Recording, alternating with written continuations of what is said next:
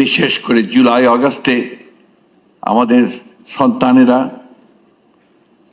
যারা শহীদ হয়েছেন তাদের প্রতি এবং তাদের সঙ্গে যারা আহত হয়েছেন, যারা অঙ্গহানি হয়েছে যাদের, তাদের সকলের প্রতি আমার শ্রদ্ধা জানাচ্ছি এবং আমার দলের পক্ষ থেকেও তাদের প্রতি আমি শ্রদ্ধা নিবেদন করছি। আজকে সকালে একটা অনুষ্ঠানে গিয়েছিলাম, মায়ের ডাকের একটি অনুষ্ঠান। সঞ্জিদা এখানে আছে কিনা আমি জানি না। এই একটি মেয়ে যাকে আমি স্যালিউট করি, যারা গুম হয়ে গেছে, এই পরিবারগুলোকে নিয়ে তাদের কথা বলতে এই মেয়েটি এককভাবে লড়াই করেছে। আজকে তার কথা আমার নিশ্চয়ই বলতে হবে।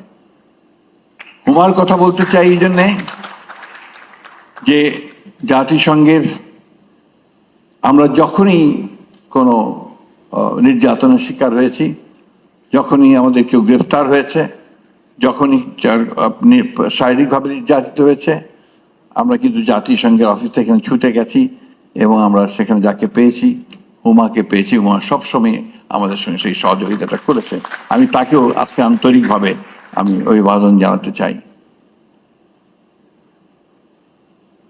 আমরা একটা ভয়ঙ্কর ভয়াবহ একটা মনস্ট্রাস একটা সময় পার হয়ে এসেছি। আমি বারবার ওই কথাগুলো বলেই নিজেকে এবং আপনাদের সকলকে আমি ভারাক্রান্ত করতে চাই না, কিন্তু এটা সত্য যে সেই সময়টা ছিল আমাদের জন্য একটা ভয়ঙ্কর সময়।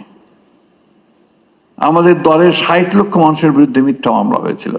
এখনো সেই মামলা কিন্তু তুলে নেয়নি আসিফ নজরুল সাহেব, কিছু কিছু বাকি আছে এখনো। আমরা আশা করছি যে খুব শিগগিরই এই মামলাগুলো তুলে নেওয়া হবে।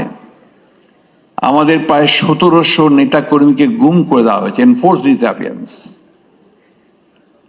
আজকে যে সকালে অনুষ্ঠানে গিয়েছিলাম, সে অনুষ্ঠানে ছোট বাচ্চা মেয়েটা, যেটা বয়স ছিল তখন যখন তার বাবাকে তুলে নিয়ে যায় 5 বছর, এখন তার বয়স প্রায় আপনার 17-18 বছর, বেশি হতে পারে বোধহয়।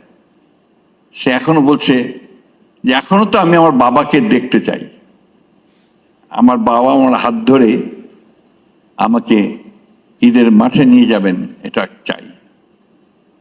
তো একই কথা বারবার আমরা শুনছি। ওই জন্যই আজকে আমাদের সম্মানিত প্রধান উপদেষ্টা এখানে আছেন, আমি তাকে ধন্যবাদ দিতে চাই, তার ক্যাবিনেটকে ধন্যবাদ দিতে চাই। অনেকেই আমরা বিভিন্নভাবে কথা বলি, কিন্তু আসলে একটা বছর খুব বড় সময় না। এই একটা বছর সময়ের মধ্যে কিন্তু তারা অনেক